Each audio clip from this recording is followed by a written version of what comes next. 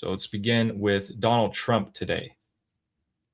Reach a deal with Iran, given that you talked about? Yes, you can. I mean, look, I'm losing faith in them because they do lie and they do misrepresent. Well, the other day, the 5 missiles we shot, we knocked them down, but we were in the midst of a negotiation. I mean, I'm waiting for Steve to call me. How's the negotiation going? And instead, I got a call from Pete that they just shot 5 missiles at one of our bases in Jordan. Do you believe that you can reach? Right. So he's losing faith in the Islamic Republic's ability to negotiate. Armin, is that, that's kind of language, stronger language. It's language that we hear him use recently in the past month, I would say. It's much stronger language. But we do end up hearing him say that he's going to hit them hard and things like this pretty regularly now. Do you think anytime it's any different this time? You know what? It doesn't. We are in a situation that we could only judge by what happens, not by what is being said. Do you agree with that? Forget here's a tip. If you can't negotiate with them, if you can't trust them, if you don't know if talking to them is going to produce any results, and if you do know that whatever they agree to they're going to violate it, here's a solution to that. Ali, what do you think? Then don't negotiate. Then don't talk to them. Then don't make deals with them. Don't make deals with them. Here's it. Yes, maybe that's a good solution. What do you think? Absolutely. You think right. We ended up hearing stuff like that. We also ended up hearing Scott Bessent talk about the inflation and the bank situation in the Islamic Republic. To economic fury, to constrict on your orders, constrict the Iranian regimes, the financial tentacles all around the world. We started it on your orders. We started in March 2025. In December 2025, the largest bank in Iran collapsed. The central bank had to print money, caused inflation. Now they got 180% inflation. They aren't able to pay their troops. And on your orders, we are searching for their assets all around the world. And that money will go to the Iranian people, Americans who have been harmed by the Iranians, whether the USS Cole, or the barracks in Lebanon, or it will go back to when the Iranians attacked these ships coming out. So it's been a privilege to be part of that. And right. So that money is going to be used for the Iranian people and to pay reparations for damages. Also, thank you, chat, for correcting me. It's actually Camp David. There we go. You guys keeping me on the straight and narrow here. 2 points. Shauna is pointing out that Marco Rubio is there. When I don't see, is JD Vance there? If JD Vance is that not the back of his head? Wait, let's see. Let's see here. That looks like the back of the head of JD Vance. This one. Yeah. Okay. Wow. I know these. If that's JD Vance, if I could recognize him from the back from the back of his head. From the yes, it's actually okay. Okay, so JD Vance is there, Marco Rubio is there as well. That was pretty good that I spotted that, huh? If that is that's JD pretty Vance, good. was pretty good. It's by his gray hair and his beard. Yeah. Wow. I'm impressed with myself. Okay, because I was gonna say if Marco Rubio is there and JD Vance is not there, that's a good sign. But both of them seem to be there. They're there. One thing about paying, holding the money for the Iranian people, that's really good. And for damages, that's really good. Yeah. If that's going to be done, the only way to do that is not for anybody to decide how to distribute this to the Iranian people. The only way that this could be done effectively is, you guessed it, under the leadership of Prince Pahlavi and with coordination of his team. There is no other way.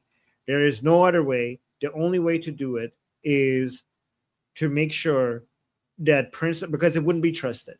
If you hand that money to what you think is genuine, like well-meaning Iranians, you probably are going to be funding IRGC. You probably are going to be funding communist, leftist, anti-American, and anti-Israeli groups. The only way to make sure that this is actually supporting the Iranian people is to do it with the coordination of Prince Pahlavi and his team. Correct. Now, for everyone watching, if you pay attention to that video, everyone's there, his entire cabinet. Usually that doesn't happen. So largely a bunch of Iranian analysts and American analysts think that this is because there was a major decision made, obviously, before the press walked in and some of the leaks happened. So I actually heard some leaks already about what they talked about. Oh, we're going to, a plan was presented to the president to hit the energy infrastructure of Iran and etc. And I'm hearing this, I'm thinking, oh man, that makes me feel very, like it makes me lose hope that something's going to happen this weekend. But then I thought to myself, wait, this cabinet meeting doesn't happen all the time. It's very rare. And of course, they would want to leak some things on purpose to mislead people. But I'm a firm believer that the next stage of whatever is to come was decided here, because Trump does not like going to Camp David. He usually doesn't show up. And for him to pull the entire cabinet there is a very rare occurrence. Another thing in Washington, D.C. is that apparently right before Netanyahu left Washington, D.C., he met one-on-one privately with JD Vance. And they had apparently a heartfelt conversation. So funnily enough, this is according to Axios, the same Axios that tells us JD Vance and Netanyahu are screaming at each other, Trump and Netanyahu are calling each other names, etc., etc. Apparently now, according to Axios, they're buddy-buddy. JD Vance and Netanyahu had a private meeting. It was cordial. Both sides agreed to continue cooperating. It was frank. It was direct. All right, Axios. That's interesting there. And before we get into the Middle East, we wanted to show you guys the result of what happened across the pond from Washington, D.C. in Spain. So this may come as a surprise to absolutely nobody, but what happened in Spain last night was that tens of thousands of migrants poured across the border, and as per no one's surprise, this is what ended up happening that night.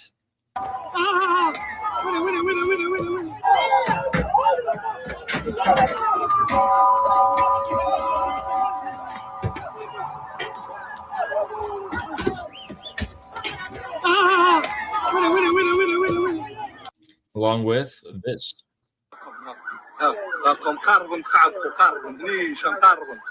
انا ويا وايس فارح شيء مزاك سنت كلاك كسنتي بزاف بزاف